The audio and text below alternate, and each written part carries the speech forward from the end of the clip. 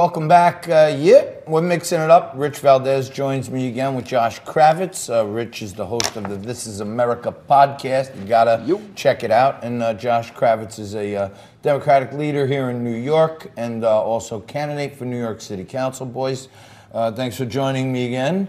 And the impeachment was all the rage last week. Now it's over. I'm really getting frustrated and disgusted with this guy, Adam Schiff. But take a look at his plea to Republicans. Partisan impeachment. Wouldn't that hurt the credibility of the impeachment that only Democrats vote to support it?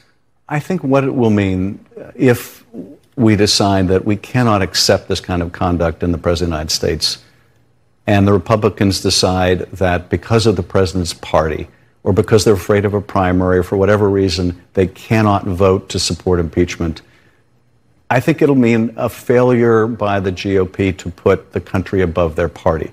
And it will have very long-term consequences. Rich, I want to hear your thoughts and then get Josh to go crazy after that. But it does, to me, it seems like all the rage was we're going to look into it. It should be bipartisan. We have no known firsthand testimony. We have a completely partisan vote thus far. Now, if they're not going to go forward, that means that Republicans are putting the party before country. This is like the height of hubris. Absolutely. They've been working backwards from the beginning, right? So the idea is get Trump out and let's figure out how we get it done. So they start with the idea of let's change the rules in the Rules Committee. Let's do the secret Star Chamber hearings. Let's do all of this stuff to audition these people to see what we got. Then they go. They didn't expect the pushback they were going to get and the clarification that they received in the testimony that identified what? A couple of facts. One, that there was no firsthand anything. And the people that did speak with Trump firsthand said there was no pressure on Ukraine. So I think the reality here is their case is weak, and it's not because I say it, it's because the polling data is showing that more and more people are less and less favorable of impeachment at this point. Josh? Rich, you're a really smart guy. You make really good arguments, and I can tell that was a weak argument, and I can tell that you guys are on the ropes. Wow, with the Billie Jean King backhand. Tell me more. You're a really smart guy, but... Well, I expected more because I expected that you were going to give a compelling case, and I was going to have to really fight back, but you just started talking about process, and said the Democrats have a weak case. Okay.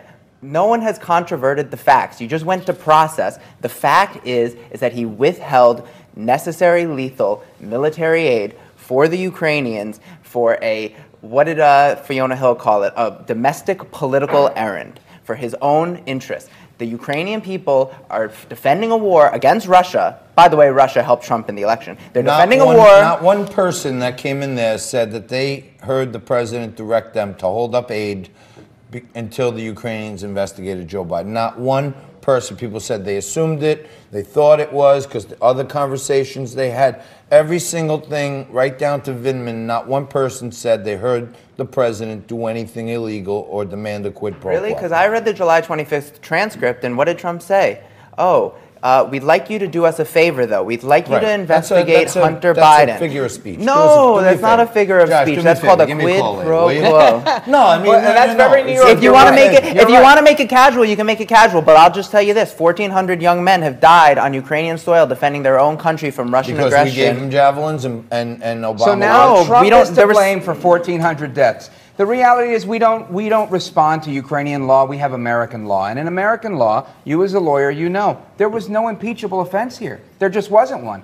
They're trying really hard to prove one. If Trump decides, hey, you know what, I'm going to say, do me a favor. I'm going to say, Giuliani, go do this. I'm going to do that. I'm going to say, hold the aid. Hold the aid, check out corruption, we'll give it to him later, which they did. None of it's impeachable. You know what, can we just dispel this notion that he's interested in corruption? He's interested in one company, he's interested in his political rival son. He's not interested in the rule of law, he's not interested in judges. He's not interested in role in trying to subvert his candidacy. You know what, I have to stop you. There was a week of hearings where officials that don't like Trump admitted that Ukraine's the third most corrupt country in the world. You know, I just want to stop you for 1 second there, though, because it's really important, and I'm going to kind of piggyback off Fiona Hill's testimony again. All of the intelligence agencies put the blame squarely on Russia and only on Russia for what happened in the 2016 election. To say that Ukraine was partially responsible for what happened in 2016 is a Russian talking point. You have two choices. You know, you the can be a Russian server was in Ukraine. You know right? what? You have two choices. You can believe you know that, Bob, right? That's widely accepted. That's a Putin conspiracy. Plant. You know what? It's Putin plant, right? It's a Putin conspiracy We theory. started with the Putin thing You know earlier what? this year. You have two last choices. year. You have two choices. It didn't work for Mueller. It's not Rich, gonna All work for roads you. lead to Moscow. You have two choices. You can either be a patriot or you can be a Russian stooge and you can be a useful idiot for Putin. Anytime you conflate Ukraine with Russia and deny responsibility of Russia, you are harming the United States' national security interests and you're being a useful idiot for Putin. Can I ask you So there are Why are you doing that in pro-Russian front Ukrainians. of 75 million households? You're being a useful idiot for Vladimir Putin. Is it your contention that We gave them javelins, right? there's no pro-Russian Ukrainians? There are no pro-Russian Ukrainians. And There are that the Russian previous- speakers in eastern Ukraine. The previous administration was not pro-Russia in Ukraine. They weren't Putin puppets. Well, not the previous one. You mean the Yanukovych Barack one. Obama Correct. would not give them Yeah, javelin missiles. Yanukovych- Trump clear. did. They have Yanuk- internal conflict in Ukraine. I don't think there were I two gotta bring presidents down the ago. hammer on this one. We're ending hour one. Rich Valdez, Josh Kravitz, great Mix It Up. Thank you so You stay right there. Mix one up at home. We're going to take a quick break, cross the top of the hour. We'll be back at you right after this.